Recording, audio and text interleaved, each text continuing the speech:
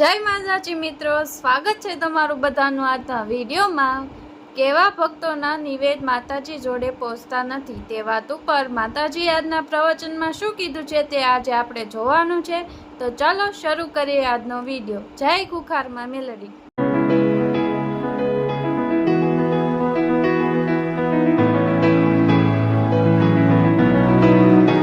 જય માતાજી। કેમ કે એને ચિંતા છે, એ તમારી માં છે। તમે નહીં બોલાવો તોય આવશે। સાચું ખોટું? સાચું માં। તમે નહીં બોલાવો તોય આવશે। છતાંય 12 મહિને નિવેદ કરો છો તો દરેકની માતાઓ નિવેદ લેવા માટે આવતી હોય છે। આમ તો રોજે હોય છે। 12 મહિના તો કોના માટે છે કે જે 12 મહિના બસ મહેનત મજૂરી કરીને સંસારમાં રચ્યો પચ્યો રહેતો હોય। 12 મહિને એક વખત ખાલી કોઈ મતલબ નિવેદ કરીને માતાજીને યાદ કરી લે ને તો ચાલે એવું કહેતા કે 12 મહિને એક વખત તો યાદ કરશે એટલે 12 મહિનાનો કરાર રાખ્યો। નકર માતા તો 12 મહિના નહીં રોજે રોજ હોય છે। રોજ જમાડો તો રોજ જમશે। સાચું ખોટું? સાચું માં સાચું। આઠમ તો કોના માટે છે કે જેના 12 મહિના કશું કરવું નહીં, 12 મહિને એક જ વાર માતાને યાદ કરવી છે, એના માટે આઠમ છે। ભક્તો માટે તો રોજ આઠમ ને રોજ નોરતા છે અને રોજ દિવાળી, હા માં, રોજ મેળા। જોઈ લો માતા શું ને એનું પ્રમાણ। રોજ દિવાળી જેવો માહોલ। 12 મહિને એક વાર મેળો હોય, દર રવિવાર મેળો। માં રોજ હોય છે એટલે એવું નહીં રાખવું કે નિવેદ કરવું છે મારે મારી માતાનું તો ખરું આજે તો બુધવાર થયો કરાય। હું કહું બુધવાર નહીં શુક્રવાર હોય તોય કરજો। તમને જ્યારે ભાવ જાગે તો સમજી લેજો તમને તમારી કુળદેવીએ પ્રેરણા કરી કે મને નિવેદ આલ, તો તમારે તરત જ એ પ્રેરણાને મનથી સ્વીકારી અને ગમે તે દિવસ હોય, ગમે તે ચોઘડિયું હોય, ગમે તે ટાઈમ હોય, તમને ઈચ્છા થાય તો તમારી કુળદેવીનું તમે નિવેદ કરી શકો છો। ઈચ્છા થાય એ વસ્તુ એને ભોગ ધરાઈ શકો છો। તમને બજારમાં જાઓ અને કોઈ વસ્તુ ગમે કે મારી માતા હાથર મારે સફરજન કેરા ફ્રૂટ લઈ જવું છે, લાય આજ મારી માતાનું ફ્રૂટ ખવડાવું, તો એ ફ્રૂટ લાઈન ઘેર લાઈન કદાચ કાપી અને એની આગળ અર્પણ કરો કે માં લે માં સ્વીકાર, તો માને એટલું વાલું લાગશે કે એની કોઈ વાત નહીં થાય। એ ફ્રૂટની મીઠાશ નહીં આવતી માને, તમારા ભાવની મીઠાશ આવે છે।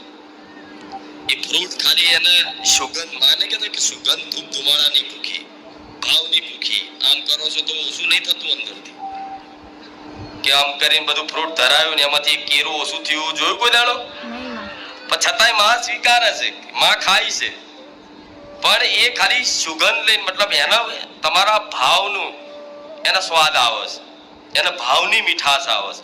અને જો એ ભાવની મીઠાશ જે ઘેર આવી ગઈ માને એના તમારા જીવનમાંથી આ જે દુઃખની કડવાશ છે એ તમારી માની મીઠાશથી આપે રૂપે આ બધું જતું રહેશે, ખબર એ નહીં પડે। 6 મહિના જોજો રાહ ખાલી આ મારી વાતનો વિશ્વાસ રાખીને 6 મહિના ટકી વિશ્વાસ પકડી લો। જો વાત ફિટ પકડી લેજો કે માએ કીધું છે, કુખાર મેલડીએ કીધું, અમને વિશ્વાસ છે, આ વિશ્વાસથી ખાલી પકડી લેજો। તમારા દીકરા દીકરીઓના ભાવ જગાડો। જો પછી પરિવારનું એવું માહોલ બનશે, એવું શાંતિમય આનંદમય માહોલ બનશે કે હા હા હા શું વાત કરો। માં જેના ઘેર હોય એના સુખ હોય। આ જો આ રંગ, જો આનંદ, બધાના મુખમાં હરખ છે, ખુશ દેખાય છે, એ રડતા આવો છતાંય હસતા થઈ જાય છે ને, કેમ કે માં છે। એટલે તમારી માતાને આવો પ્રેમ જોઈએ છે।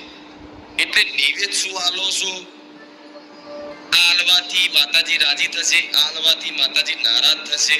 હા, ખાલી કુળદેવીને એટલું યાદ રાખવું કે માંસ મટન જે ઘરમાં બનતું હોય એ ઘરમાં એ ચૂલા પર કુળદેવીનું નિવેદ જે કરતા હશે એનું નિવેદ ક્યારેય પહોંચવાનું નથી ને જે ઘરમાં જે ચૂલા પર માતાજીના નિવેદ બનાવવા માટે જે ચૂલો ઉપયોગ થતો હોય, જે વાસણ ઉપયોગ થતો હોય, એ જ વાસણમાં તમે જો તમારી કુળદેવીના ચોખા મૂકી અને નિવેદ બનાવશો તો એ નિવેદ ઓમ કરી ધુમાડા કરી આલ્યું, માતાજીને ધરાયું, તો ચામુંડ માતા હશે કે મહાકાળી હશે કે અંબે હશે કે હરસિદ્ધિ હશે કે ખોડિયાર હશે કે આશાપુરા હશે, એ ઘેર રહેવાની. કેમ કે માં જગત જનની છે. આ વાત ફરી યાદ કરાવું છું, જગત જનની છે, આદ્ય શક્તિ છે. એટલે જગત જનની એટલે આખા જગતની માં છે. જો આખા જગતની માં હોય અને તમારા ઘેર એ ચૂલા પર જે માંસ કદાચ બફાતું હોય અને એ જ તપેલીમાં જો તમે નિવેદ બનાવો, એ જ ચૂલા પર તમે માતાજીનો નિવેદ કે ભોગ બનાવવા ધરાવવા માટે કઈ બી ભોજન બનાવો તો માતાજીને એ નિવેદ આડું થશે. એટલે ઘણા લોકો કહેતા હોય છે ને આવું કે તમારી માતા નિવેદ પહોંચતું નથી. તો એક મુખ્ય કારણ આવ્યું હોય છે. આ શું ખોટું? મુખ્ય કારણ આવ્યું હોય છે કે માતાજી કેમ નિવેદ નહીં લેતા, તો આ કારણ હોય છે. બીજું નિવેદ બનાવતા કકરાટ કરીને બનાવો, પરાણે બનાવો. અમુક હોય પતિ પત્ની હોય, કદાચ પતિ એનો ભક્ત હોય, બહુ માતાજી ભગવાનના માનતો હોય અને એનો પતિ એવું કે તું પીઠા નિવેદ બનાવેલા હમણાં બનાવું છું, શાંતિ રાખો, નાહી જાય છે. બનતું હશે આવું. તમાર તો કે આખો દાડ સી ખબર કે હમણાં તો નિવેદ કર્યું હતું 2 દાડા પહેલા. આવો શબ્દ વાપરશો ને તો માતાજી નહીં ઘોઘરે આડું થશે. નહીં પહોંચાય, નહીં દચુરો બાચી જશે મને. આ બધા કારણો નાના નાના હોય છે. એટલે ક્યારે આવા નકારાય નહીં કરવા. નિવેદ બાબતે માતાજીની કોઈ બી વસ્તુ બનાવવાની, કઈ બી વસ્તુ લાવવાની હોય એના માટે કોઈ બી કદાચ ચલો પતિ પત્ની હોય કે મમ્મી પપ્પા તમારા હોય કે ભાઈ હોય, તમારી બેન કદાચ હોય ઘરમાં નાની, એ ભક્તો હોય અને એવું કે લાવ ને ભાઈ મને 100 રૂપિયા લો, મારે હાર લાવો છે, માતાજીની થોડી વસ્તુ લાવી છે, મને 100 રૂપિયા લો. એ 50 પકડ 50 માં આવી જાય જાહેર. માતા એવું કહું છું, તમારી બેન હોય, તમારો ભાઈ હોય કે તમારો નાનો દીકરો હોય કે તમારો પતિ હોય કે તમારી પત્ની હોય, જે ઘરમાં કોઈ ભક્ત છે અને એ ભક્તને ભાવનાઓ છે માતાજી ભગવાન પ્રત્યેની અને કઈ ઘેર લાવવું છે, એ જો પૈસા નથી અને પરિવાર જોડે કદાચ માંગે તો માતા એવું કહીશ આંખો બંધ કરીને ના હાલજો, નકારો ના કરતા. હું માતા એવું કે શી ખબર કે તમારું પરિવાર નું ભરણ પોષણ અત્યારે તમે થોડા સુરક્ષિત મહેસૂસ કરતા હોય, પરિવારમાં સુખ શાંતિ થોડી અનુભવ કરતા હોય, હારા લુગડે ફરતા હોય, હારી ગાડી સાધન લઈને ફરતા હોય, એટલે પૈસે ટકે તો થોડી તકલીફ હશે પણ ખાવા પીવાનું બધી બાબતે બધું ચાલતું હશે જીવનનું ગાડું. તો શી ખબર તમારા ઘેર કોઈ ભક્ત છે એના લીધે એના નસીબનું તમે ખાવ છો. આ સત્ય છે. શી ખબર તમારા ઘરમાં કોઈ ભક્ત છે, એ ભક્તના નસીબનું તમે બધા ખાવ છો, એની તમને ખબર હોતી નથી. એટલે કઈક વાર કઈક દીકરીઓનો આવો અનુભવ હશે, આવી વાતો સાંભળી હશે કે જે દીકરી પેલાના પિયરમાં એના બાપના ઘેર રહેતી હોય, એના બાપને એના મા બાપના પ્રેમ લાડથી કદાચ એને મોટી કરી અને પછી એને પરણાઈ દીધી હોય, બરોબર. પણ એ દીકરી જો એના ઘેર મા બાપના ઘેર કોઈ બી ભગવાન માતાજીનું ભજન કે ભક્તિ કરતી હશે અને એ દીકરીના લગ્ન વિવાહ થયા અને એ દીકરીના પગલા એના ઘેરથી ગયા એટલે એના બાપનું ઘર બરબાદ થતા જોયું હશે, જોયું હશે, આવું અનુભવ કર્યો હશે અને આ વાતો સાંભળી હશે કે નસીબવારી છે. નસીબવારી એવી નહીં, નસીબ થોડી ભગવાન બધા અલગથી નસીબ લઈને મોકલે બધા ના. ક્યાંક ને ક્યાંક એની ભક્તિ હશે, એના ભક્તિ ભાવથી, એના વિશ્વાસથી, એની પ્રાર્થનાઓથી. શી ખબર તમારું ભરણ પોષણ ઘરનું થતું હોય. આ જેમ મારો દીકરો પ્રાર્થના કરે છે કે માં હજારો લાખો ભક્તો આવે છે, બધા તમામ ભક્તોને માં તું સુખ પ્રદાન કરજે, બધાને સુખી કરજે. તો એની પ્રાર્થના સાંભળીને હું માતા બધાને સુખી કરું છું. કેમ કે હું કોના થકી છું? હું કોના થકી છું? થકી શું? કોના? મારા દીકરા થકી. એ પ્રાર્થના કરે છે બધા માટે.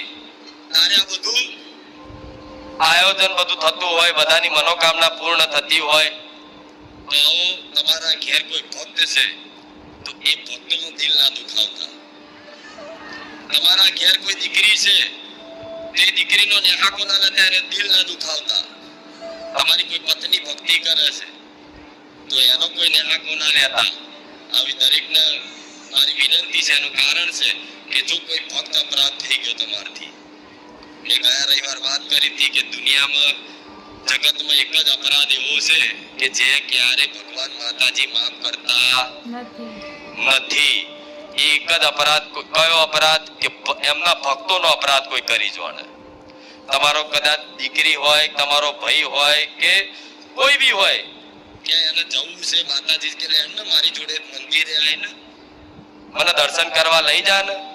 કોઈ બેન હોય તો એના ભાઈને જ કહે છે ને કે ભાઈ મને લઈ જા ને મંદિરે, મારે દર્શન કરવા જવું છે, મારા ભગવાન મેરડીના બારે જવું છે, મારા માનતા કરવાની છે, મારા રવિવાર ભરવો છે, મને લઈ જા. જો એનો ભાઈ ના પાડે ને કે જા યાર તાર જવું હોય તો જા, એના ભાઈને ખબર પાડ દો કુખાર મેરડી શું શું.